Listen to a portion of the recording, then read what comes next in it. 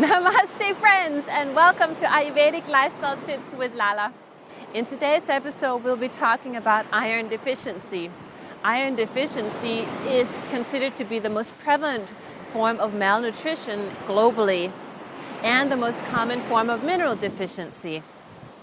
Iron is essential for blood production. Iron is found in the blood, in the red blood cells called hemoglobin. Hemoglobin is essential for transferring oxygen from the lungs into the tissues. If iron is low, then hemoglobin will have a harder time making red blood cells and carrying the oxygen, therefore the energy, into the cells. This is what's called anemia. 25% of iron is stored in the body as ferritin.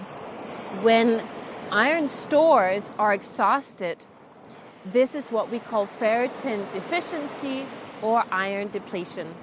So now let's look at some causes of iron deficiency.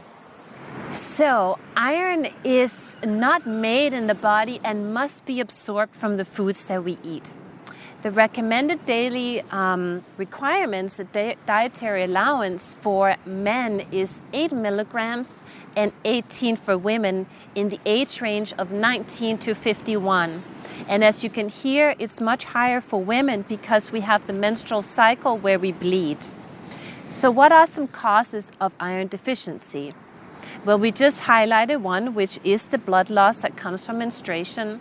Also, number one is inadequate intake, and this is mostly an issue for vegans and vegetarians.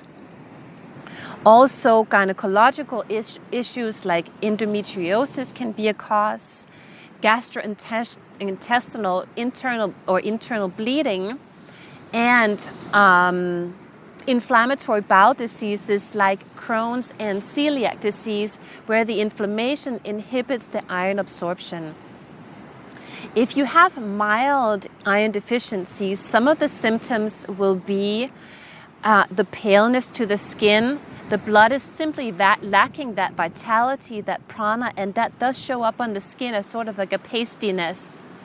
Feeling fatigued and also feeling cold. The body is having a hard time warming up. It's again lacking that vitality. More severe symptoms can be shortness of breath and chest pain. It can be that the hemoglobin drops, and also brittle nails, and that the hair falls out.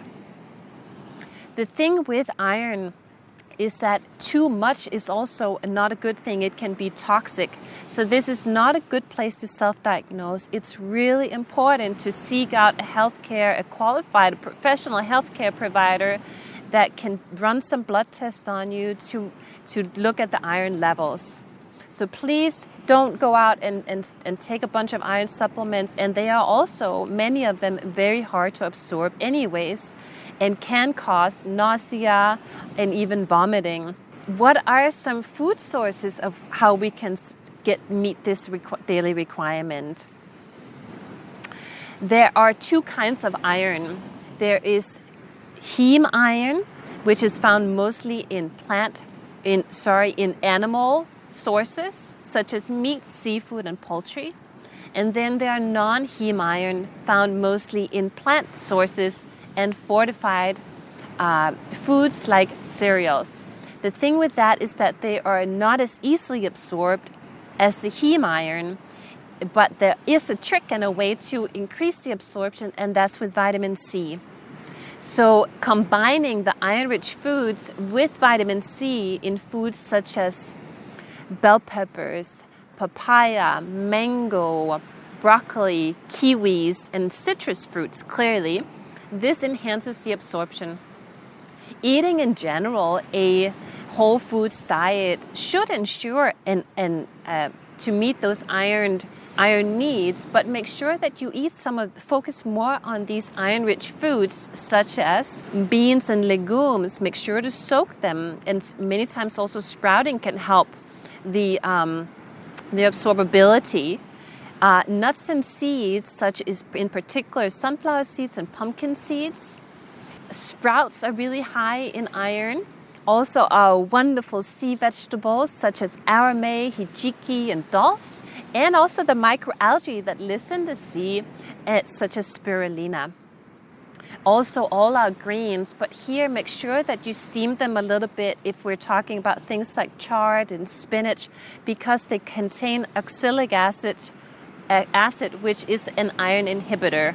There are some compounds in foods that inhibits iron absorption, so that's something to be alert to, because yes, spinach is high in iron, but it's also high in these oxalic acids, which can be countered by steaming or gently sauteing. Also, other substances, there's some polyphenols in coffee, black tea, and herbal teas, also found in some vegetables and fruits that inhibit iron absorption.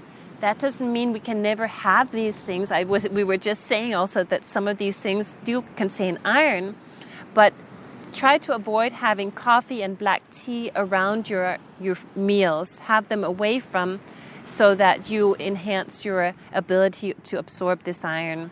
There are also some herbs like yellow dock and nettles that are very high in iron, and the wonderful product called Floradex, which is a combination of herbs in this very concentrated juice extract that's very easily absorbable way to get iron.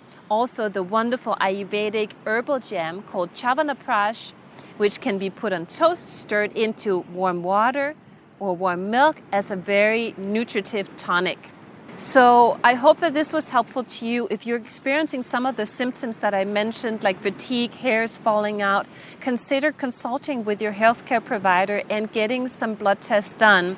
I recommend to get the complete blood count done. This is also called the CBC, where we're looking at the red blood cells, the hemoglobin, the iron levels, and ferritin levels, which were those iron stores. So I hope you got something out of this video today, and I'll see you next time.